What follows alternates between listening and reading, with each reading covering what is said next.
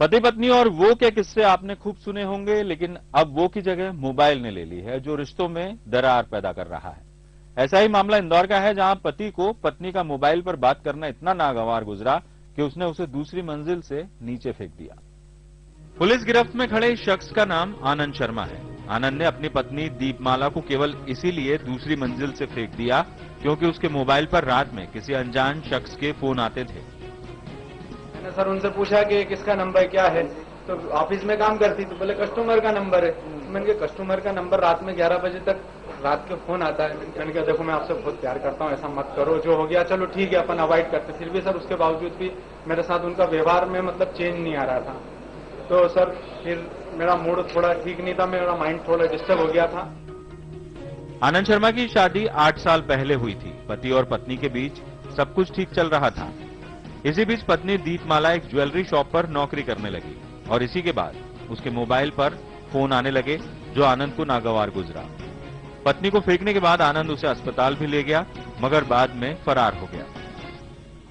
पति आनंद शर्मा है, उनसे विवाद होने पर एक दीपमाला शर्मा ने हमारे यहाँ रिपोर्ट लिखाई है कि उनके पति ने धक्का देकर नीचे गिरा दिया सेकंड फ्लोर से। उसमें काफी चोटें आई, उनको प्राणघातक चोटें लगी, पैर में है, कमर में फ्रैक्चर है, सिर में भी चोटें लगी, डाइंग डिक्लेरेशन भी हुए उनके। उस आधार पर हमने 307 का अपराध पंजीबद्ध किया है। छोटा सा विवाद में मोबाइल से बातचीत करने का, मोबाइल नंबर पर शंका उनका होने के विवाद पर यह घटना घटित हुई।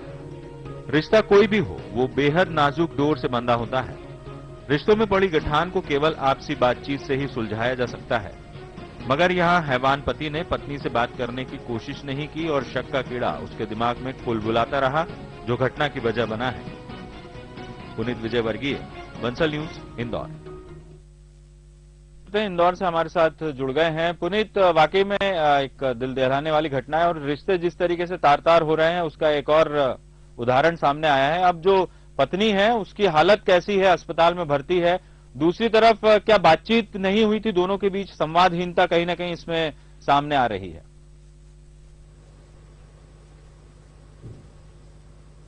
जी विजय जी, बिल्कुल। यदि बात की जाए दीपमाला की, तो दीपमाला की हालत इस वक्त स्थिर बनी हुई है। उसको सिर में, हाथ में, पैर में और कमर में गंभीर चोटें आई है, जिसकी वजह से उसे अस्पताल के आईसीयू में भर्ती किया हुआ है। जहां तक हमारी डॉक्टर से बात हुई है, उनका भी यही कहना है कि अभी भी उसकी हालत खतरे से बाहर नहीं है। उसकी हालत इस वक्त भी खतरे से, दरअसल 22 फीट ऊपर से यदि कोई भी व्यक्ति गिरता है तो बचने की संभावना काफी कम होती है विजय जी। लेकिन जो दीपमाला है उसकी हिम्मत की ही इस बात को कहा जाएगा कि वो अभी तक बची हुई है और वो होश में है और बात करने की स्थिति में, लेकिन हालत उसकी कहीं ना कहीं गंभीर बनी हुई है। काफी ज्यादा उसका खून भी बहा है।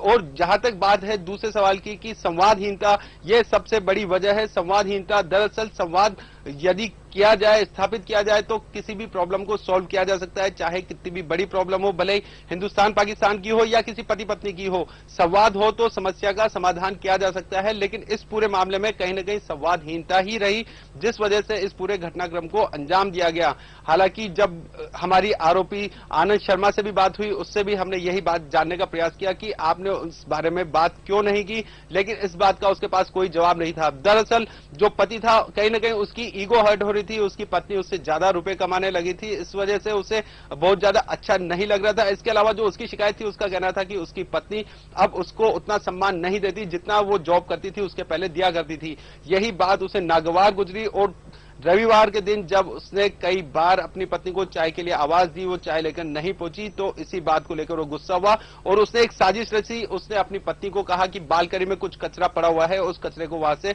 हटा दिया जाए।